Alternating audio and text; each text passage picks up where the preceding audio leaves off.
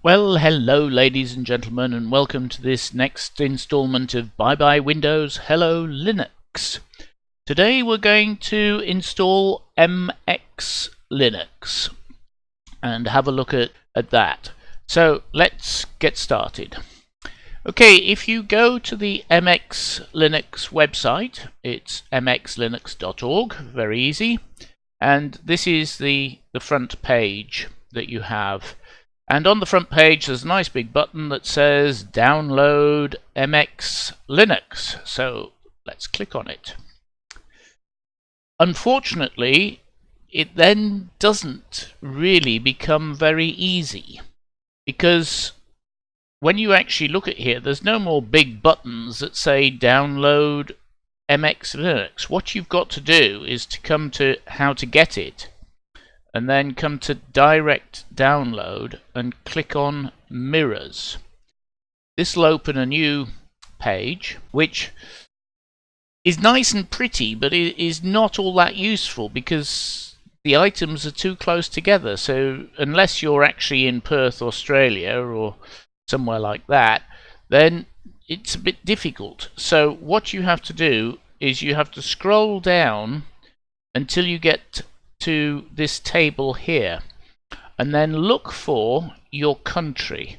Now we're in the United Kingdom, so that will be close to the bottom, and London, and you then have an opportunity of which ones to download.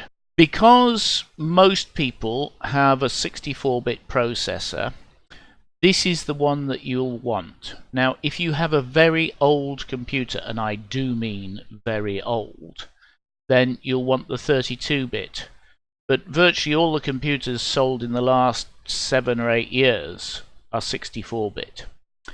Okay, so this is the one that you want, and when you click on it, it will download to your downloads folder. Now, I'm not going to actually click on it because I've already downloaded it, just to make things a bit easier. But once it's downloaded, you need Balenia Etcher, and what you do is you download Balenia Etcher, just select it for your operating system. It'll come onto put it on your desktop, and then it's very easy. All you do is start it and go to your downloads folder and select the image. You then put a USB drive into your USB slot, and quite simply select that and then press flash and go, and that's it. You will have a USB drive. Okay, then what you now need to do is restart your computer booting from that USB drive. And when you do, you will then have the opportunity to see MX Linux before you install it. So let's do that now. I'm on a virtual machine just to make this a bit easier. So we will go ahead and do that now. So start. So there's the virtual machine, and I shall select my ISO and click start. Okay, now when it first starts you get this screen, which isn't really very helpful unless you know what you're doing, but notice that this top one is highlighted. There's a little timer, so one assumes that when it gets here it's automatically going to install. I've never let it get that far. You can change languages and this type of thing, and time zones, but I'm just going to press enter with that option highlighted, and it's now going to start the process of starting it up. Now this is running from your USB stick. It is not installed on your computer. You don't need to press any of the buttons at the moment.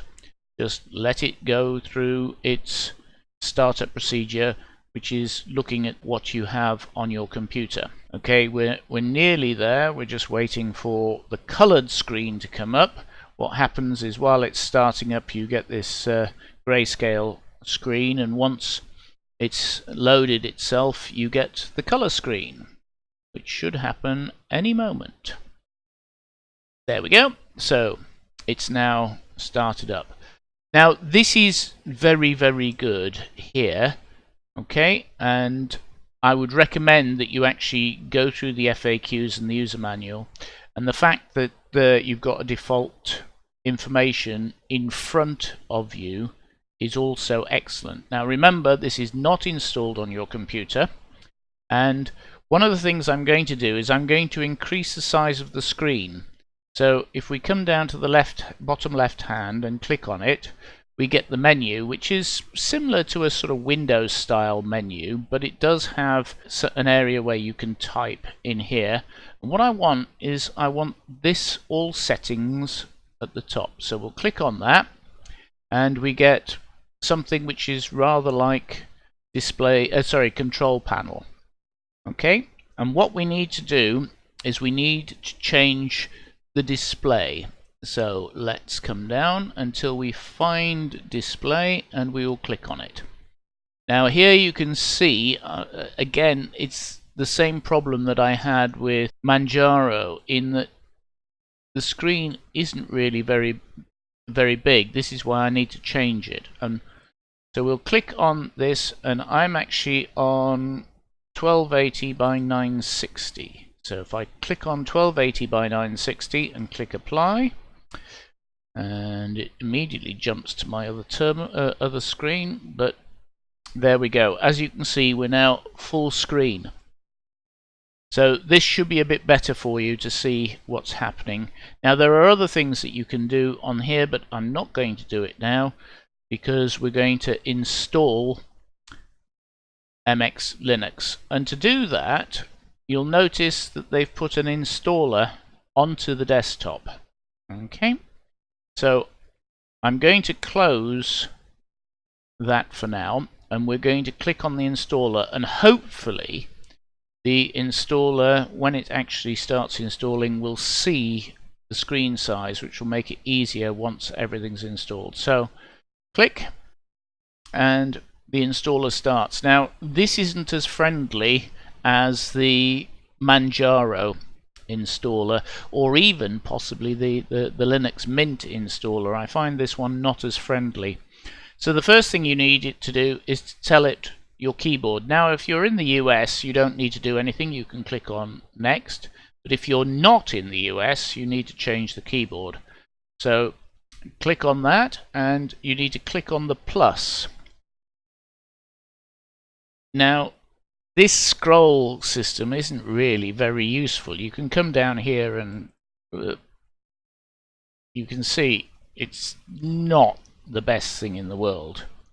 So just leave your mouse over the button. You don't have to press on anything. And then I'm going to click on English UK. I'm not going to use a variant, but if you do have a different keyboard style, you can actually use that. I'm not going to use a variant for now, so I'll just click on add. Now I'm going to highlight the US English one, and I'm going to put it in delete because I only want the English UK, and I'll click on apply. Now this does take a few minutes to it does take about a minute actually to set up, which I find a little bit strange that it takes quite so long. So we'll just discuss one or two things. Now this here is called Conky. Now this is really nice for people who are geeks like me. Conky is an excellent piece of software, and here it's giving you the time and the date, and it's also telling you basically a little bit about your system. If you can actually configure this and get all sorts of information, and you can switch it off if you want. It doesn't have to be there. Right, the keyboard's installed, so we'll click on OK. So as you can see, it's just said that it's a standard PC 105. Now if yours isn't, you would have actually gone into the variant. So now we will click next. Now on yours, it will probably see that you've already got a Windows disk, and it will actually say, do you want to make a dual boot? Now I don't actually have a Windows disk on here, So consequently, it isn't giving me that option. So what I would suggest you do is come to this setting here, auto install using entire disk. And it should only, if you've got more than one disk, then you should usually pick SDA, but that's your choice. I've only got the one disk, so it'll only be SDA. So auto install using the entire disk. Okay, if you have a solid state disk, an SSD disk, then it might be an idea to leave 4 or 8 meg, or even, depending on the size of the SSD, more free space, so that if there are any bad sectors, that it can actually swap them out automatically. I'm not going to do that because I'm not using an SSD on here, so we'll click next. It now says OK to format, and the default is no, because once you start formatting, you are going to lose, guaranteed, all your data from your hard drive. So make sure that you've done your backup and that you have a copy of everything. And remember that if you're going from Windows to Linux, you need to copy the files individually. Just copy the whole of your documents directory, the whole of your music directory, that type of thing, somewhere else. Don't use a backup manager because Linux probably can't read it.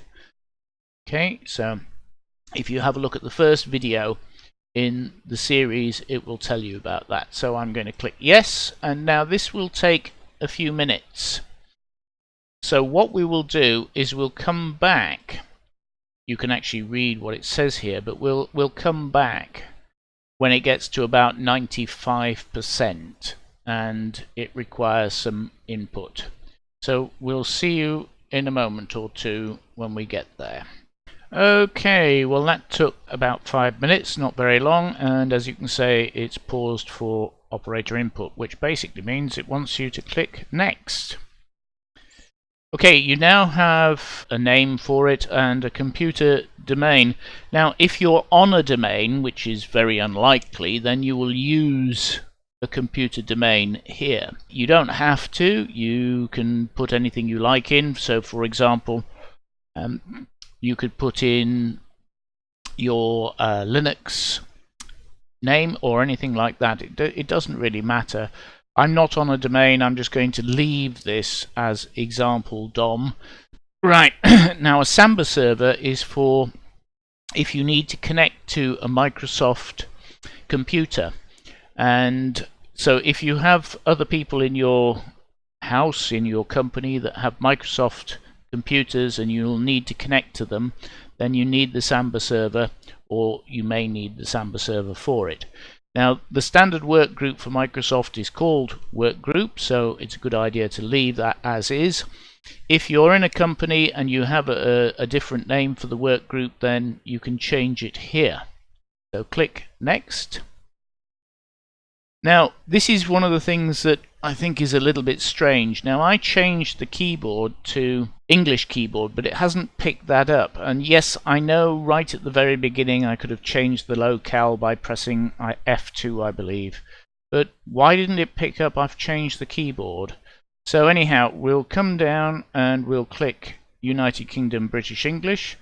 And of course, if I'm in the United Kingdom, I'm not in America, so it would have been nice if it had changed that to Europe. And we're in London, so I'll do that. So you can use the local time, and I tend to use the 24-hour clock. I prefer that.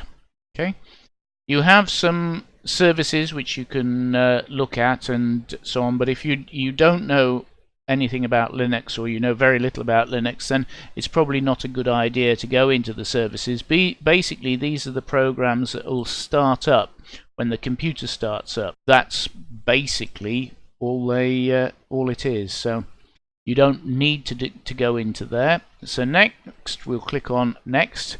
Now you need to give it a username. So I would recommend that you have all lowercase. Then you need a password, and it must be easy to remember, and it must be easy to type, because you are going to be typing it a lot, not just a little bit. I would recommend that you set your root password to the same password as you set as your default user password.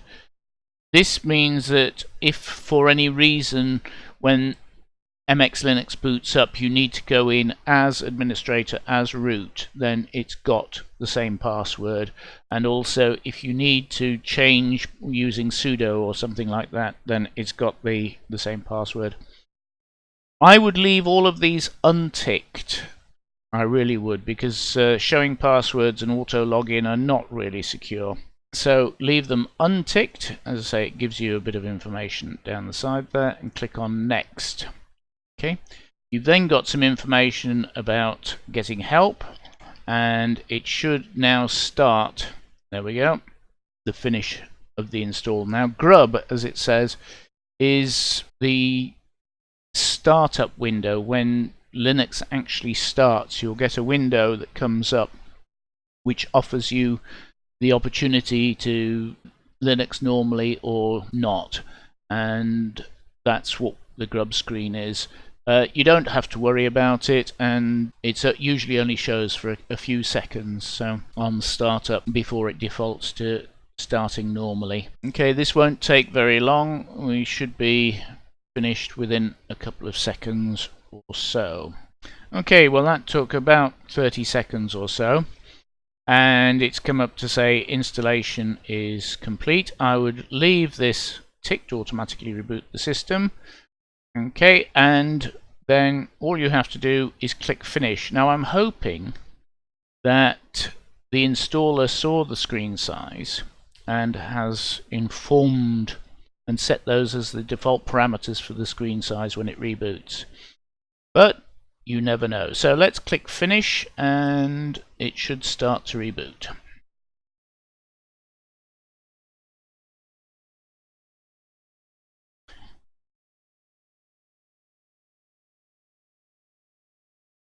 Okay, so this is the grub installer. You can see it's going to automatically go in after 3 seconds. We can actually switch that off. Now this window is actually showing you that it's loading in the various drivers. These are the system services that we saw earlier in the installation, and so this will creep across the screen. Because this is the first time we're installing, it's going to take a little bit longer, and then you get this display. You might get 1 or 2 error messages. Don't worry about them. This is the first run of it, so it might just take a bit longer. Right, so we can now log in. I hope you've remembered your password, because you are going to be using it a lot. So enter your password and it should now set up. Let's see if it's remembered the screen size. No, it hasn't. So we'll have to go back in and set up the screen size. Before we do that, tick this box here. Show this dialog at startup. Okay, because this is actually useful, and once you're used to MX Linux, then you can remove this. But until you're there, that is actually very useful. So let's change the screen size. So we come into settings and we want desktop. Sorry, not desktop, we want display. My fault. We'll just, it's not very easy just to catch the edge. Now remember, we want 1280 by 960, and we'll click apply. It always jumps to my other desktop for some reason. Always. I've tried all sorts of different things, but for some reason on this computer it always jumps to the other. Okay, you don't have to worry about any of these other settings, and the advanced settings you don't really need to have to worry about at the moment. If we click on all settings, it will take us back to the all settings window. If I just increase the size, here you can actually set up a number of things. This is, think of this a bit like control panel, that type of thing, and it allows you to customize various parts of the computer, that type of thing. It is basically control panel. As I said, you've got a number of different items here. You can have a look at them, but it's basically the same as control panel. About me, of course, is about you, and that type of thing. So I shall close that. Now,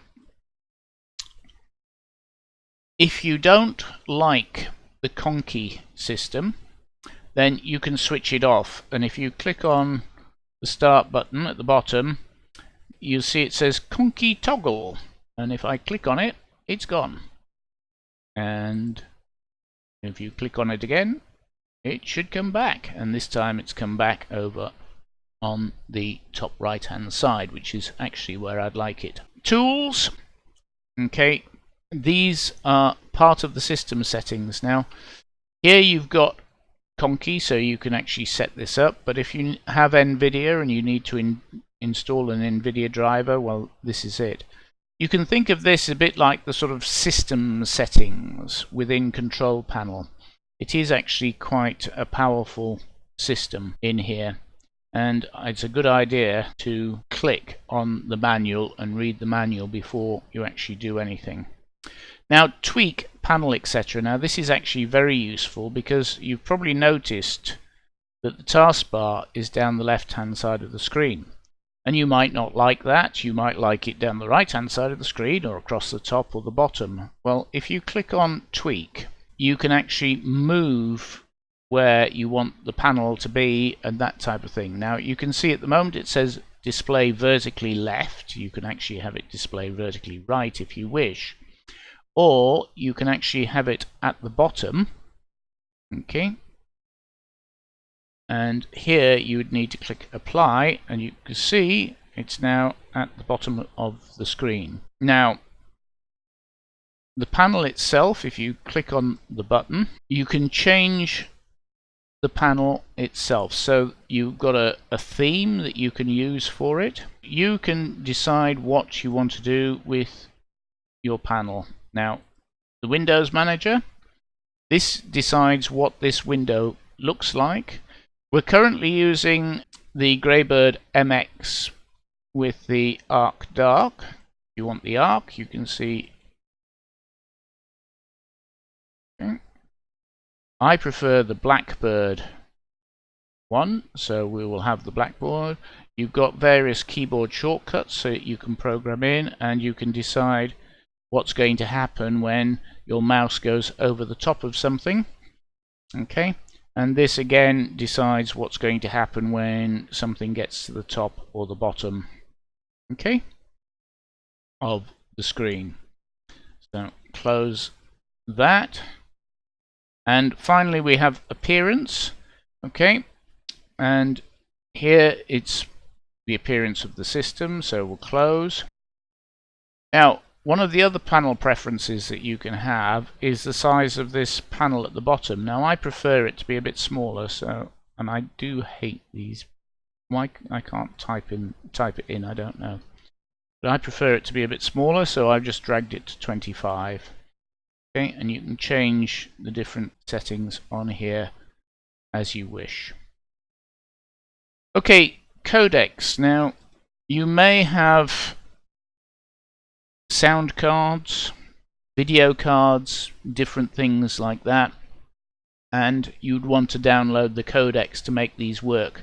Now, let's have a look at the applications that come with MX Linux. We have Firefox as standard. We have a file manager, which is Thunar, I believe. And let's have a look. If we come through, we have some software, accessories. You've got various different things like file search and clip it, and Conky Manager allows you to change Conky as well. Here's your Conky calculator, that type of thing. You've got all that. There we are, the Thunar file manager is there. Under development, if you develop software, that type of thing, then it's already installed. There's some games for you. Graphics, you've got GIMP, which is basically Photoshop, very similar to Photoshop, and you've got Gscan, which allows you to scan to PDFs and that type of thing. You've got LibreOffice Draw, Then under the internet, you've got Firefox, you've got Thunderbird, which is sort of like Outlook, Outlook Express, that type of thing. HexaChat to chat with other people, but you can install Skype and so on. Multimedia, you've got quite a lot under here. You've got XFburn if you create CDs and DVDs, which very few people do now. You've got VLC Media Player, which is very good, and the Pulse Audio Volume Control, which again is very good. You've got a standard video viewer as well as VLC on that. You've got an MP3 player. Well, you've got a number of those. Okay, CD rippers and so on. Then you've got the tools that we saw before. They're here. We have Office, and it's got LibreOffice on, which is good because which Office was it? I forgot. Was it Free Office? Didn't work very well on Manjaro, so it's a good thing that we've got LibreOffice on here. It's also got an ebook reader, and it's also got a calendar and that type of thing. You've then got the settings, which of course we've got at the top, and then you've got the system items here, most of which you probably won't need under system. If you do need them, it's a bit like control panel, and that's that. Okay, so clear the current. So this is changing between the workspaces, and we can go back between the two workspaces. Okay. And here we have terminal, and you can see that we're in the home directory. This tilde here, that tilde sign there, says that we're actually in the home directory. Now I hate this, the fact that it's actually transparent like that, but right, you have at the bottom right, you have a number of items in the system tray. This is to log out. You have updates, which you've got 132 updates. I won't do those now, but I would recommend that you do them, and you'll have to remember that when you do them, that you may have to type in your password more than once, and you may have to actually accept various different changes as they're being put in.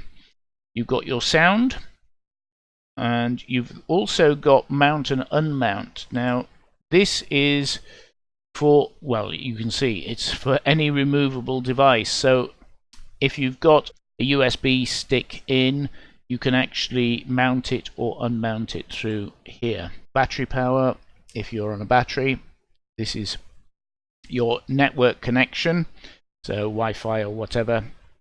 Okay, and of course the time, and you have a little calendar as well. You need it. Okay, so that is MX Linux. It's, let me just close that. It's a very nice screen. It's pretty quick. I like Conky, but you might not. Okay, it's using the XFCE desktop, which has been slightly altered. This is MX Linux. I hope you enjoyed the presentation. It's quite easy to set up, but it's not as easy to set up as, say, Manjaro or Linux Mint. So if you enjoyed that, please give me a like, and don't forget to subscribe so you get notifications of when the next video is released.